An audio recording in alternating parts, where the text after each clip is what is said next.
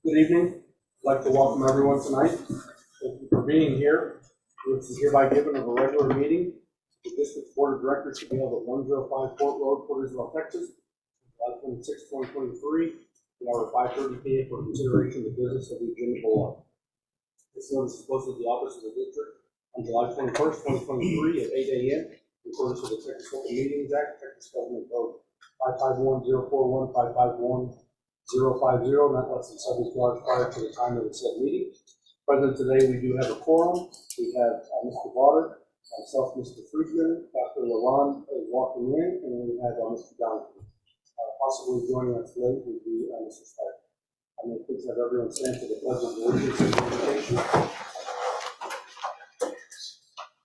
Allegiance to the flag of the United States of America, to the republic for which it stands, one nation, under God, indivisible, with liberty and justice for all. Heavenly Father, we come to you today asking for your guidance, wisdom, and support towards the agenda items that we are presenting today. In Jesus' name we pray. Amen. Amen. Thank you. For the record, we have Jason Stark joining the meeting. Gang's all here. All crew. Takes us to item 3, invitation to the audience for public comments. Staff, board, Yeah, just kind of quickly. Mr. Starkey and I have no business engagement. We have to leave at 6:15 to attend. So if there's anything on the agenda that we should move up, can we do that? The most pressing agenda items. I think we're prepared to go through it pretty quick. Okay, great. Thank you. Good to see you again, Good Carlos. news is I'm here. The bad news is I'm leaving early. I just want to say, because Carlos wasn't here at the last meeting, because he took a well-deserved vacation, that we appreciate so much all the work you guys did to help us out over there, and couldn't have done it without your guys' expertise. Those guys really A+. So thank you for coordinating it with the rest of the crew. Good. Thank you. Anyone else have anything to add? Like saying anything? Let's take it to item 4. Consider and discuss for possible approval of the minutes for the regular meeting of July 12, 2023. I move we approve the minutes. Second. Mr. Waters, second by Dr. Lalonde. All those in favor? Aye. Any opposed? Item 5, general manager's report. Carlos? I did leave a copy of the reservoir level. We're at 26.4, closer to 25, but we'll survive. It looks like we'll make it another couple of months. After we reach the 25%, we actually have to wait 30 days after to make sure that it stays on the same level before we do any changes on the conservation management. That's all I have for that one. And then Mr. Kyle Frazier, you want to come up and next to introduce, as was mentioned before. Good evening, board. My name is Kyle Frazier. Obviously hired me to assist you in your upcoming efforts within and very excited to try to help you do that. I'm a lobbyist by trade and have been for 34 years now. And so several of you we talked for a living, so I can stay up here a long time and not doing myself. And so I'm happy to talk as much as you want me to talk. I do have some things to report out the season. But I want to give you a little bit of background, kind of how we got to this point. I can tell you from when we started the Texas Desal Association, Bill Morrison's here, working with all Bill was just they started back in 2011. We were going to do 1 year drought record at the time. I could sit in my office and look east and actually see smoke rising from Bastrop as it was on fire. And it occurred to us at that time that finding new water might be a priority in the future. And of course, it turned out to be drought seems to be the new normal to Texas going forward. We see the need anytime soon over the long term.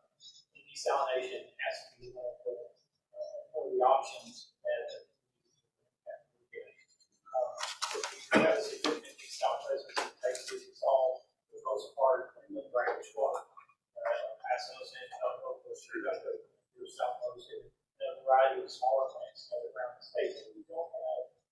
marine facilities. There are only two marine facilities in the United States currently operating in Tampa, which is in operation back in the 80s, and Carlsbad, which is in Southern California. Both of them larger than what you're contemplating, but if we can pull this off, Texas being the third marine facility in the United States would be something that we've been trying to accomplish. We've been in the industry for some time. Senator Perry was instrumental in passage of his legislation this last session, Senate 28, has had an interest in desalination for a number of years. We have helped arrange, coordinate trips to Israel for him and tours of facilities there over the last 6, 7 years. And this most recently, after the session, after the 21 session, he came back really energized and interested in specifically getting for marine and brackish desalination. It's the first time that it has been that specific. The legislation passed successfully, overwhelmingly, both the House and Senate, very few changes, and I think it helps pave the way for potentially for some assistance at the state level for a type of operation, the type of facility that y'all are visiting. There's a lot of space to be filled out. The bill is fairly vague. It does not have a significant amount of specificity in it. The Water Development Board is currently working on that. We expect to see some kind of draft. Probably sometime in late August, early September. What that looks like right now is kind of anybody's guess as far as specifics on qualifications, what it would take to specifics as to the type of facility, size of facility. The bill talks a little bit about giving some level of precedent to smaller rural communities, but need location are also going to take into consideration. So we'll know more about what that looks like in the next 60 days or so. In addition, I met with your local senator, Cheryl. She's very excited about this. Wants to do much help. We'll have some specific questions. I talked to Bill about it, and we'll get those answers back. And also, the local house member at this President Logan. And she also is very excited about assistance. There is a water development board meeting. I don't know if you're aware of this. In Brownsville. I haven't seen the agenda yet, and I don't even know if they developed the agenda yet. But given an opportunity, I think having that presence there, if we can get on the agenda, it would not be bad. So I will keep all the rest of that. And the opportunity there to go back to the presentation, or at least go and get some on record. So that's kind of where things are right now. I can go into a lot more detail and certain questions of how we are.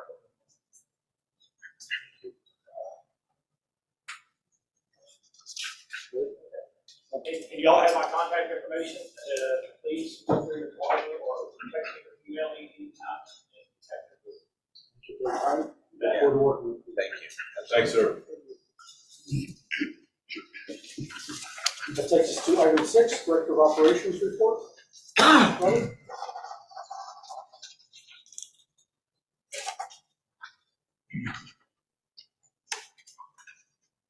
Chairman, members of the board, the service call and call out for the union decrease. It's Christina to Charles. It went down from 462 to 207, they get to 193. And without the calls that were affected were warehouse maintenance, informational, change meetings, voting, walking units, transmitters, working on the route, relocating. In the collection department, they went down by 17 to 77 inmates. And the areas that were affected were sewer backup, medical work, and the resignation. And the Term cost for the pre-treatment separations went down to 28 feet. Clearly, the primary effective was for level maintenance of the stations and but. Thank you. Thank you. Item 7, district engineer report,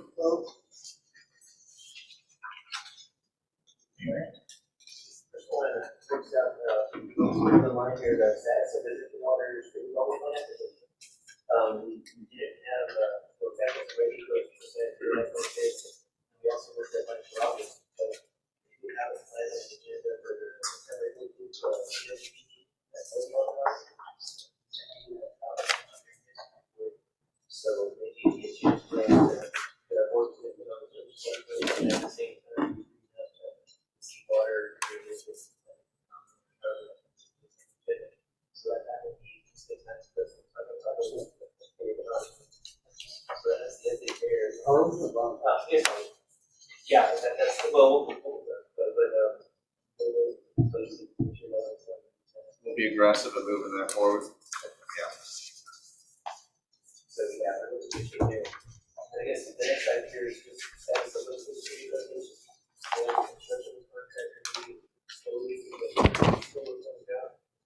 So down and there's but it's still progress there. But it's down nice. That's the word that's we had 45 here on those kind of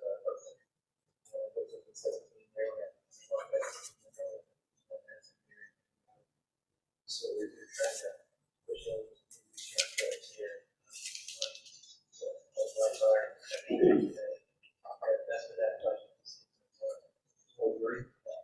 It was for so 4, 17, and 35. Those were the ones that are the concept. Those stations. 23 is the thing that they have. So pretty much. Sorry. 23? Yeah, 23 is right here at our groups are pretty much there. We already had a station two at the water tower. It's the same type of plan. I know it's changed.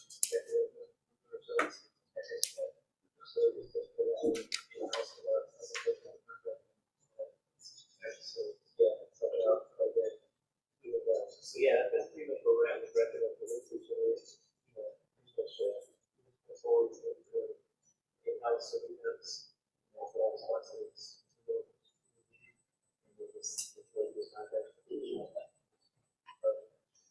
That's the big negotiations. Very short. Yeah, just item 8, presentation by Garber on East Atlanta wastewater treatment plant rehabilitation. yeah, this is just the update of what just the status of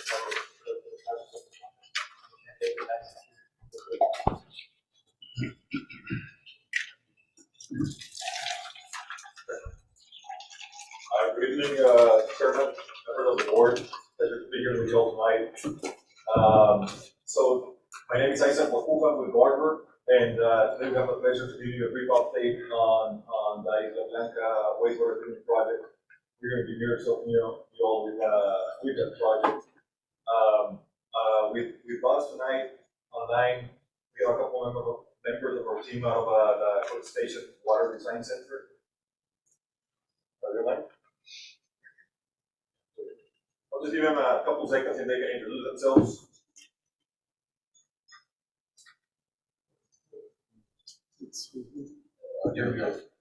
I'll go ahead. This is Tyler Pieski. I'm in the design center. I'm the team leader on the team.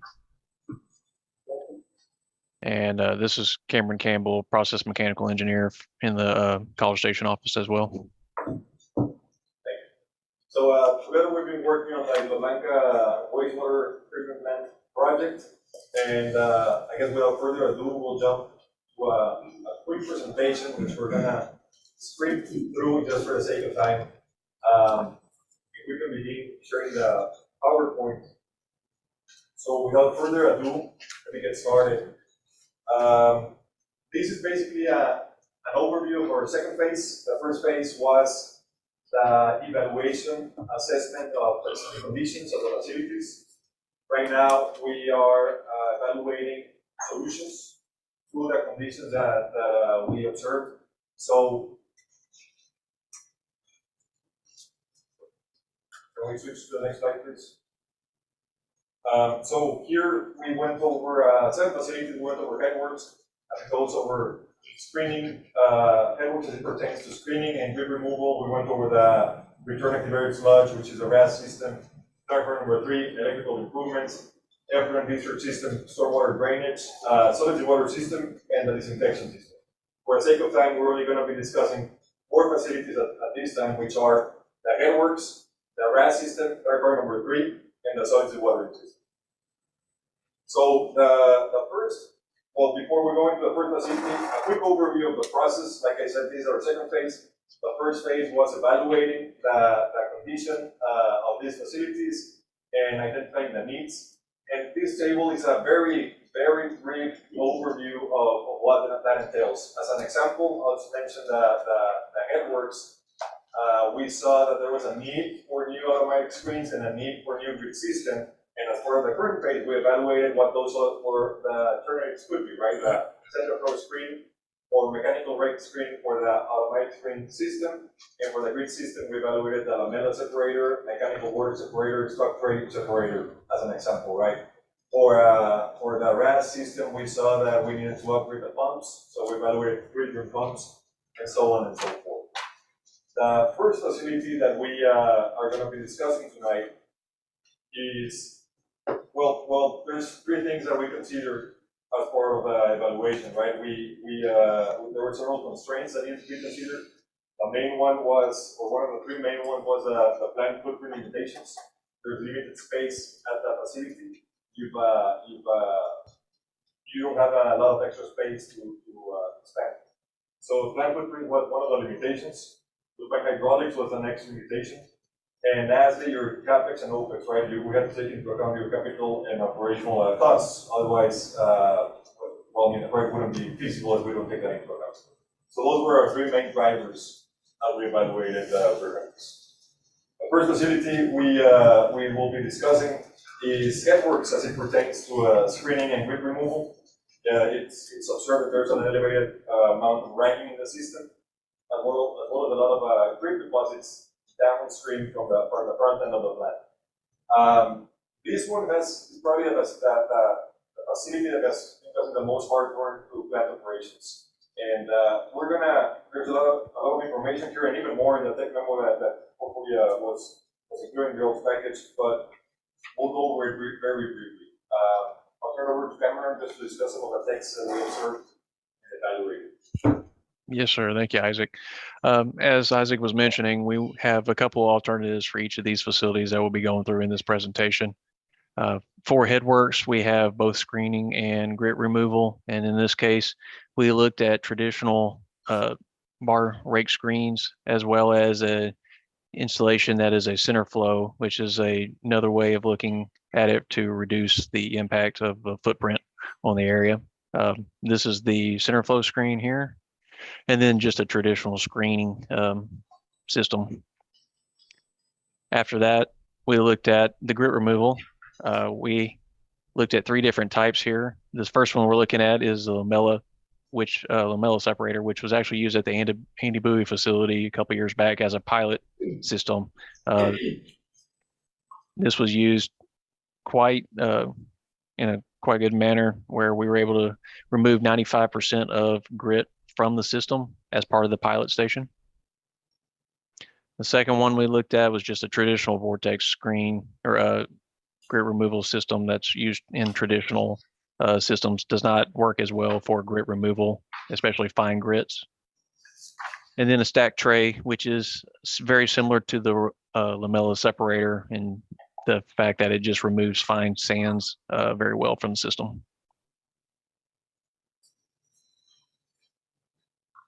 And as you can see, we put together some cost comparisons and technology comparisons between each piece of equipment, and primarily talking about cost here.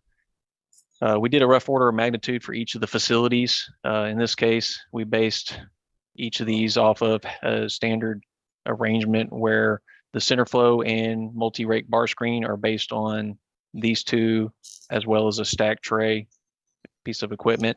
And then that's capital costs on the very top row, O&M costs for operations and maintenance over a 20-year period, and then a total net present value over that 20-year period.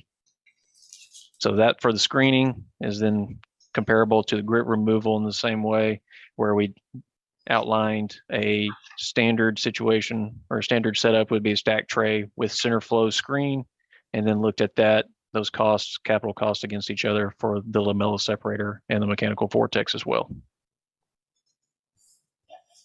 So, just a quick comment on the last slide. That's for the sake of presentation and for the sake of time. It's a very concise summary of what we studied, right? Of what we observed and what we are proposing as solutions. We delivered a technical memo to the staff that walks through all of that thoroughly and in detail. It's just a very concise, high-level summary of that. So then, and we're going to have one for each of these four facilities. It's just a glimpse of what we're working on at this time. The next facility is the return activated sludge, the RAS system. It was identified as a facility in urgent need of upgrades. It's mainly, the main issue is that it can't transfer sludge back to the Rachel Basin, and there's problems with blower system. So basically there's inefficiencies in the system that would be resolved by upgrading some of the components. And in this case, we looked at three alternatives as well. We looked at a flooded suction centrifugal would just be an above ground centrifugal pump system to replace the existing airlift pumps that you can see in the pictures here. This would raise everything up above ground, keep everything above ground from a maintenance perspective, as well as being an easy installation. We also looked at self-priming pumps, which could be installed onto the top of the aeration basins, similar to the airlift systems that are used today. And we also looked at submersible centrifugal pumps as well, just knowing that it's probably not our best solution, but to give a third option based on just an alternative evaluation to see all the different technologies out there. This would include a installation of a couple of wet wells that would need to be installed on the facility. And then going into, again, a cost and comparison table for technologies.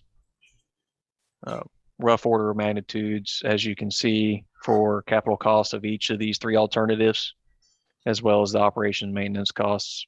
Again, as I was saying about the submersible pumps, there's a higher capital cost due to the installation of additional structures and facilities for that specific technology use. So the next facility that we're gonna overview is clarifier number 3. The main issue here is mechanical issues in the clarifier mechanism, and it's causing problems with its performance. So we evaluated a couple solutions for the. Yes, sir. That includes 3 alternatives to upgrade the equipment. We definitely we were looking at rehabilitating the existing clarifier mechanism and all drive, keeping everything as is from an equipment basis, just making the necessary adjustments and refinements and upgrades as needed.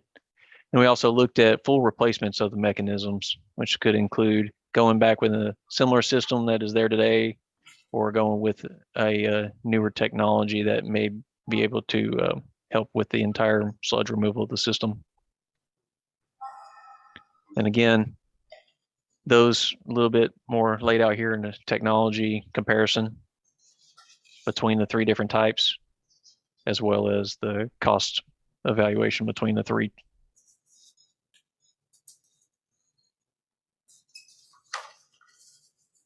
So the last facility we'll be discussing here is the solids watering facility. That one, it operates by depositing the dewatered solids into a front-end loader that's parked in front of the facility. So it was identified that the facility, the system itself, would benefit potentially from being upgraded and relocated, or allow the operation to run more efficiently. And So with those main limitations in mind, we looked at 3 alternatives here. For solids dewatering, we looked at purchasing a new belt filter press, which would then be relocated to the northwest corner of the site, as Isaac was mentioning just now. That would include a new platform and canopy to cover the entire belt press, as well as to shield it from any of the elements. We also looked at a screw press, which would be under the same platform and canopy structure, as well as moving it to the northwest corner. And then we also looked at a volute screw press, which is just another similar technology to a standard traditional screw press that has a little bit less moving parts to it, makes it a little bit easier to work on, and is also something that your water district is using for a mobile station currently.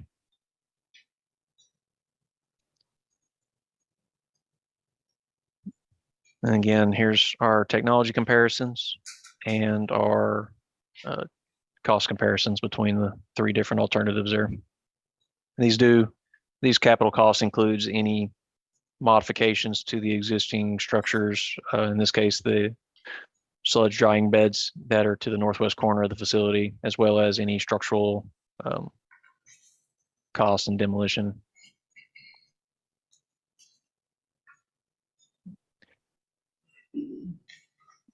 So as we move along, our cost estimation of improvements will keep getting sharper, will tighten as we move towards including the design. So these are high-level estimates that once we choose the technology, we'll be able to fine-tune and define a number.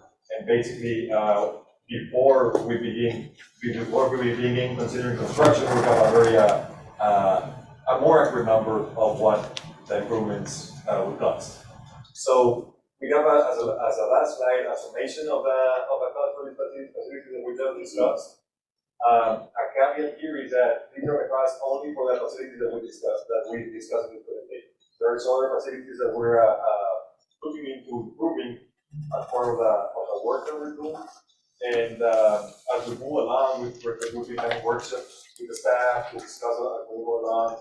Their input is paramount to this process because they are the ones that know what hurts, what's lacking, what is urgent, and what they think would be the best ROI to any of these improvements.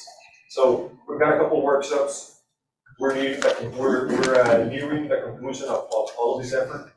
We anticipate that around 30 days, we should be wrapping all of these and culminating in some preliminary engineering conceptuals, 3D renderings that we'd love to present to you at the time, and being considered moving into the next stage, which is eventually culminating with the implementation of these improvements. But we've been steadily moving forward, and again, we're working hand in hand with the staff on this effort. We're gonna probably have to have a workshop on some of this stuff coming up, or what's our plan to discuss the forward? Yeah, I think it's a matter of prioritizing how much of a revenue that we want to pursue in a future fiscal year. I mean, at this stage, I think it's just more budgets, because I mean, I would think with how far apart we should be off from what we have and what we need. oh, I mean, I think Big spread. well, Lisablanca, we're past the end of its useful life. We're just dealing with daily failures at the site because it's just so far gone. And so, I mean, there is say that the final clarifier, the return activated sludge, those are musts. So at a minimum, we need to be looking at a project on the range of $3 million, somewhere in that range. And then the headworks would just help us quite a bit. But again, we're stacking on another $4 million. So it's a matter of how much we can take on within our means to see which portion of work can we proceed with in our initial report. So we're that's probably put it in a workshop or how? Yeah, I think the workshop would be the right approach. And so, yeah, maybe at the next technical memorandum, next level of completion, we can schedule a workshop. Yeah, absolutely. If you have pressure to at a slower pace, walk you through all this effort, what we're looking at, and then rank what we can take care of this time, etc. So yeah, we're here and available to do a workshop at all locations. Thank you. It's nice to see an engineer come in and explain stuff, quite frankly. Yeah, that was very classified. Thank you. Thank you very much. Thing that stood out to me was there was one part where it was like a 12-inch piece of debris it could stop. If we got 12-inch wide things coming through our sewer system, oh no, people are eating. Yeah, well, yeah, those pump people at the basketball, so. Somebody's got to slow down on the wipies. Let's take it to item 9, presentation by Norris Leal, of course, the consolidation facility. Welcome, Bill.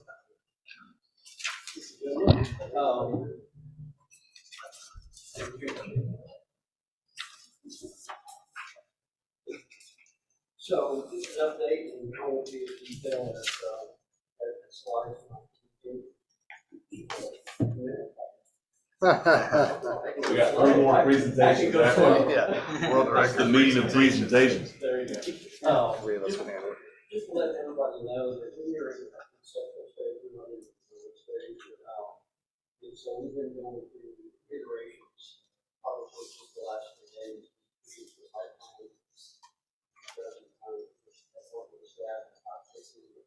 So what we're trying to do is develop a site plan to see if it fits. And so the criteria that we're working on right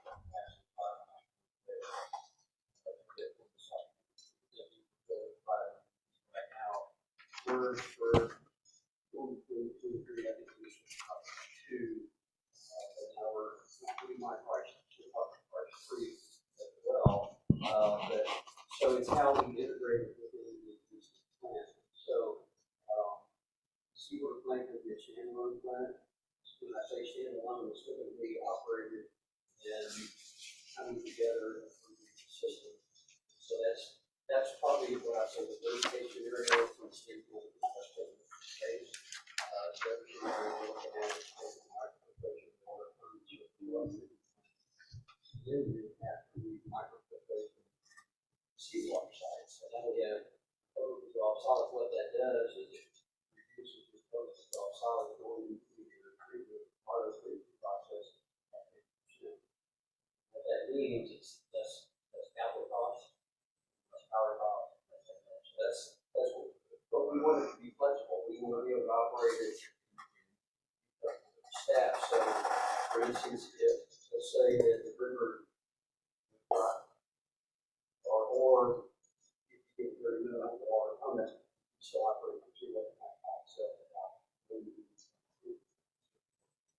So, with that next slide, you've seen that on previous presentations, but that shows raw water yes, is about 33,000 and river is about 800 feet. So what that means is basically your concentrate into the chip channel and you your power. Just we looked at just going to give you a couple of not the blue items on this map, not the detail. One is just a 2-building concept where we put the seawater RO plant in one building, one in the top left, and the future expansion, the microfiltration on the right. And so a lot of the plant we put in separate buildings, but it's not necessarily needed. So the next one shows that we combine it together, draw their office complex in there, probably a lot safer. And that time for future expansion as well. So the other thing, and probably one of the biggest things when we're talking about combined is your intake. And what the designers want to look at is not have the fracture intrinsic green line range.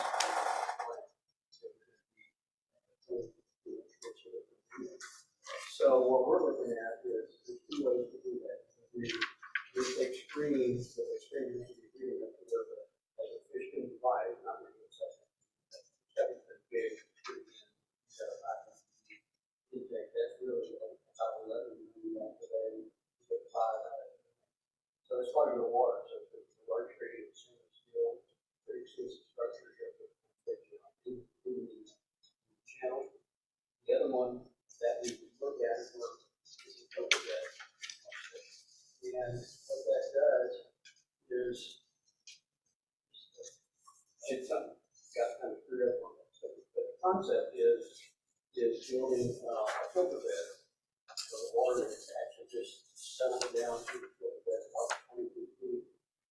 And that just anything kind of produces water before you take it to the plant. But for the tree, might be a little more expensive than the intake screen, but certainly could be a lot more flexibility. Clean water, when I say clean water from the standpoint of solids, and then you would drop in, another fish or filling them or probably would satisfy the environment pretty well. So either way, that's going to be a must to design it. That's a Russian having an impact on the quality of the old facilities as we've had. Well, it is like that. Yes, because you would think no matter how bad it is, it's just going to be floating in the surface and very slowly graduating down the series. Basically, it's constructed to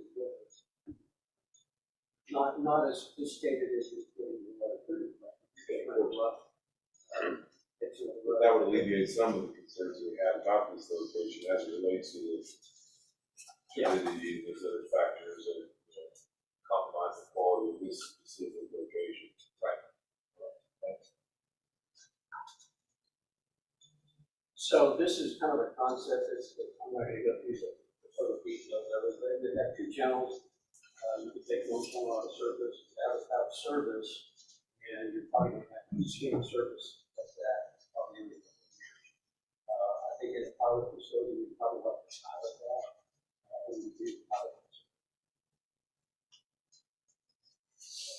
and cross section, show about 32 feet.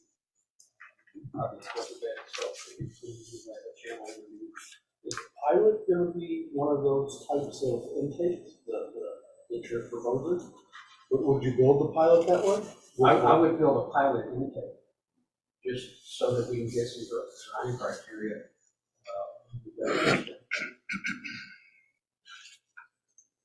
So kind of where we stand on everything else, the discharge permit application, we pretty much gotten through the technical side of it. There's two parts to the permit.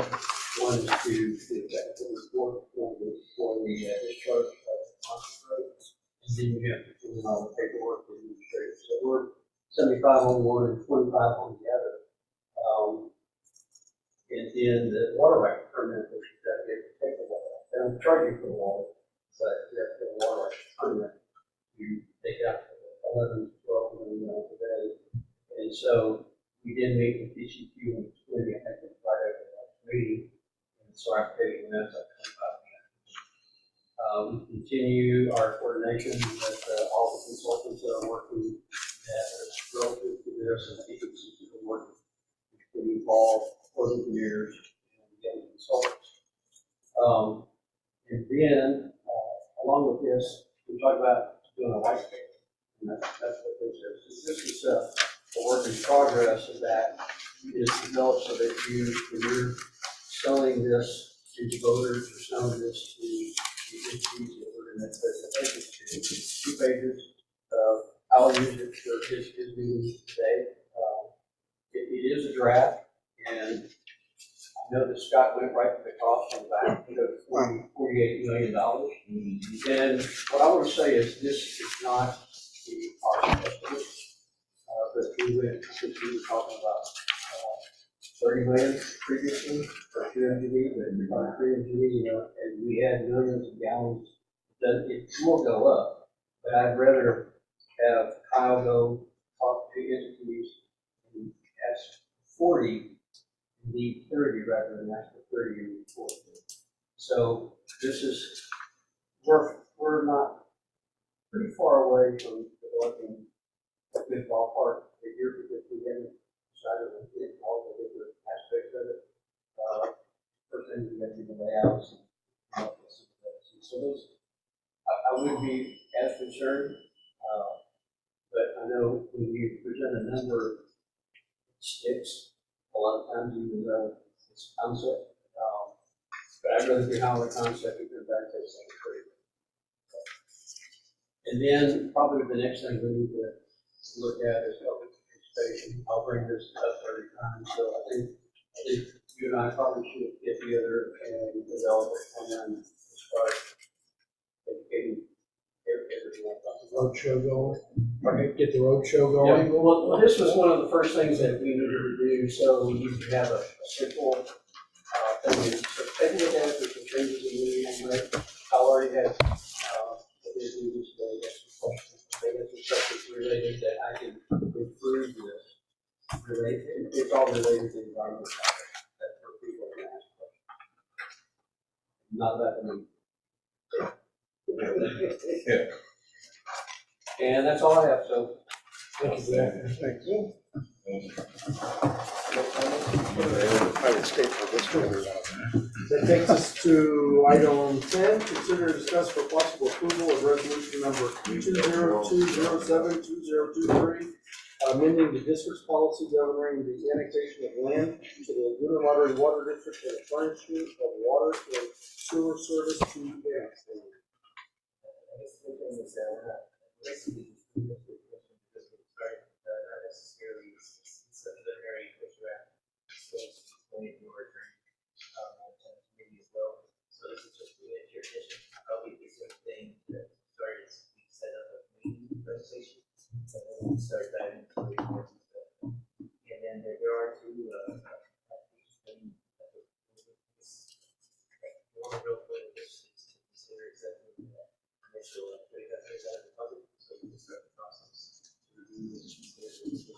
But since there are conditions changing policy, or what we want to make sure that there was prior to.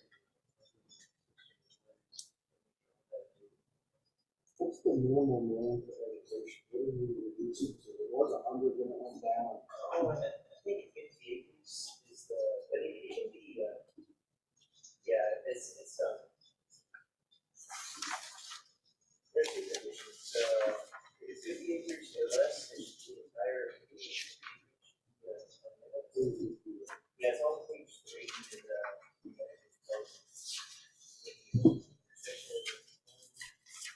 Because that takes me to my question, item A on the next item. Oh, well, the 36 acres is the entire tract, so that is the, It is. Yeah, so I guess in this item, I don't know, or back, we've had a chance to.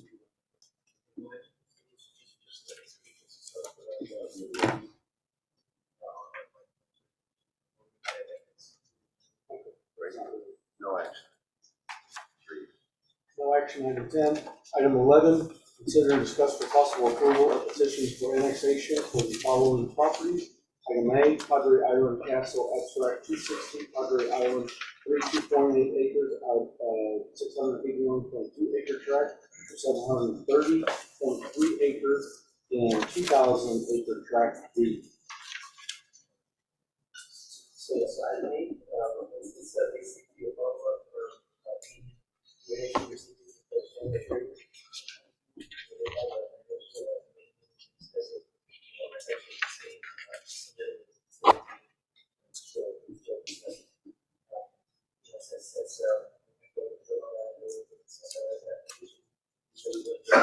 have a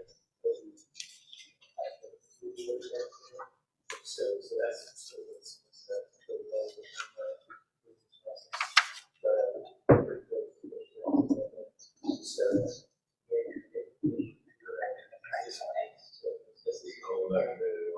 Yeah, you and me both. So I don't know if you want to shoot some dates here or follow that. Yeah, we can, use it 3 a day. Yeah, Dave's available all the I'm in, I got nothing but time. time. I'm available Friday morning. How soon are you ready, Charles? Do you want to decide right now? Well, I think Friday morning. Friday morning would work for me. We start the day here. As in this- Tortillas, but I'll As in this Friday? Yeah, I'm in. Carbless breakfast, I'm in. I'm gone the next Friday. Next Friday or this Friday? This Friday, I'm gone the next Friday. Yeah, this Friday, please. That sounds great to me. Is it what, you did? Yep. Okay, 8:30 a.m.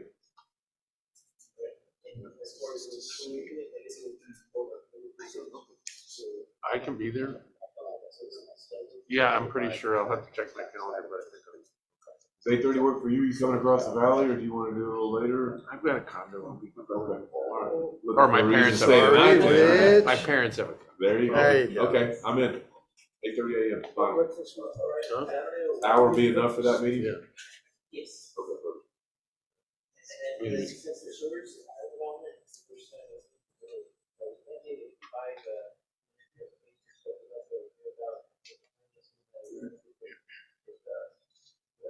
Yeah, I'm in. Yeah, go ahead. I'm for it, but yeah, present anyway. Good afternoon, gentlemen. My name is Joseph Tamayo. I'm a PE, professional engineer with Ambiotech, and we're here in support of application for annexation for 87 acres to Laguna Madre Water District. The 87 acres are located just north of the South Padre Island Convention Center.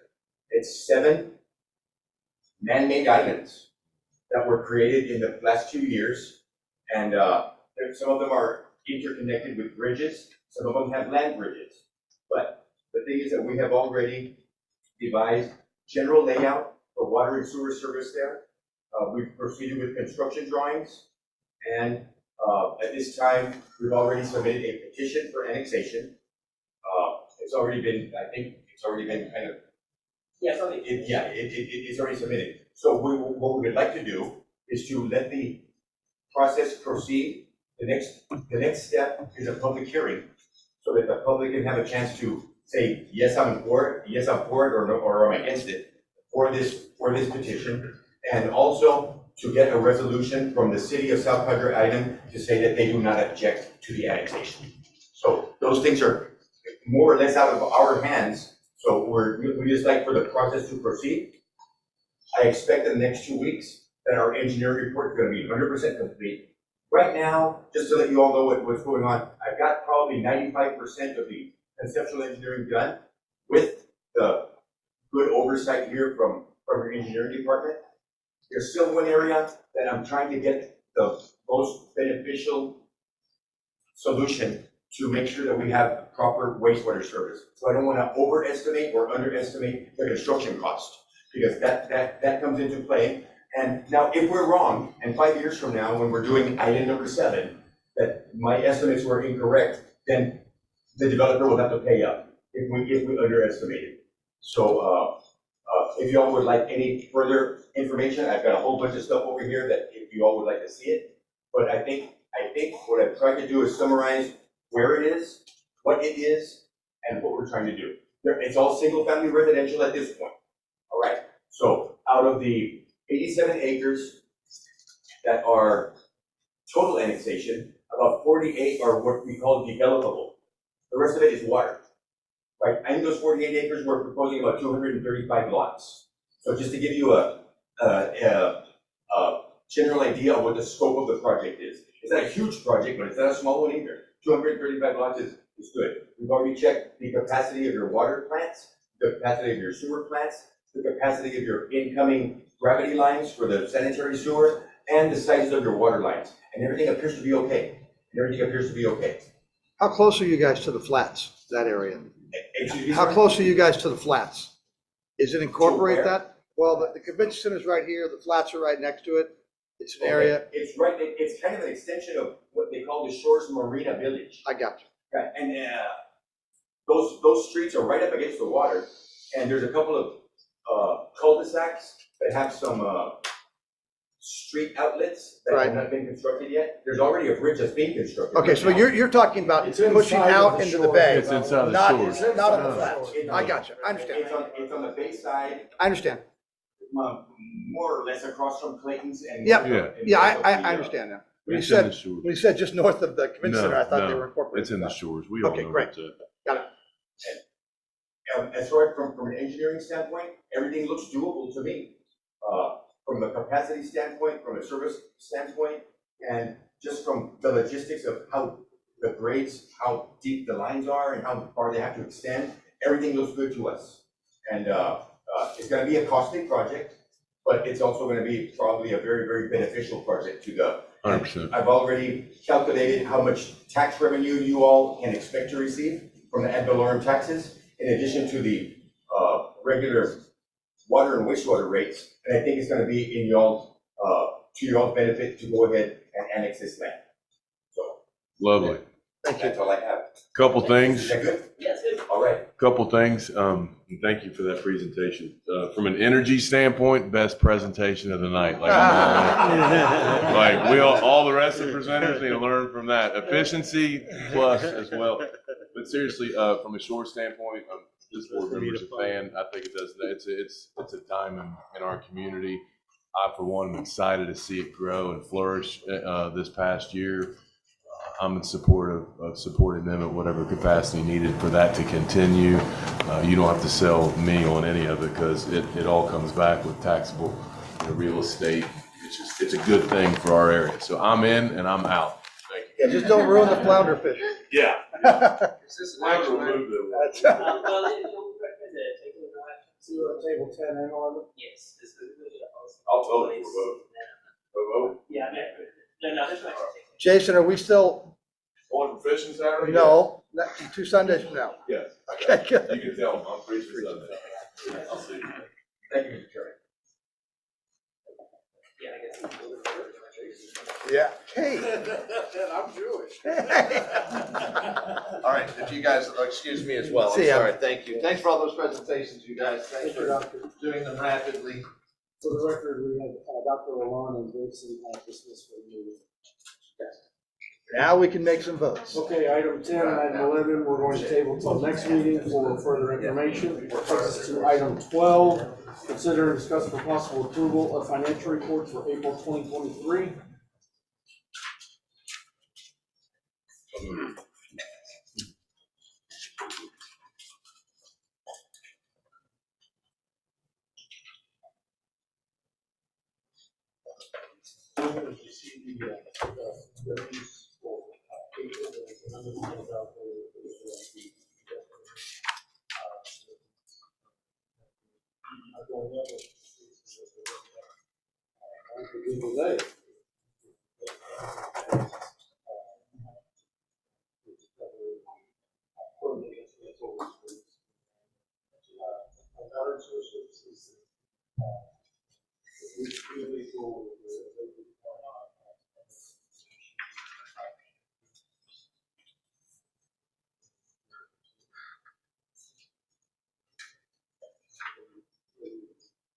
We need to acknowledge these approval.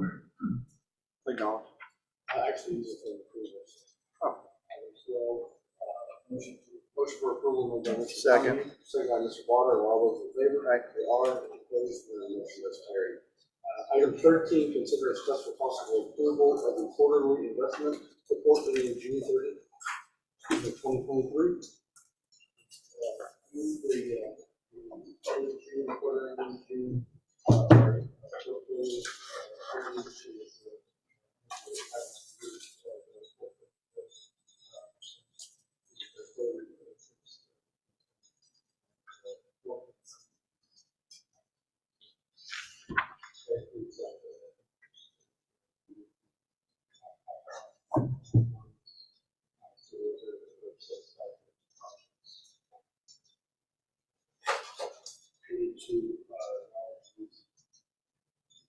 No, actually, these are approvals. I'm going to motion to approve by Mr. Water, second by Mr. Rogers, all those in favor, they are, any opposed, the motion is carried.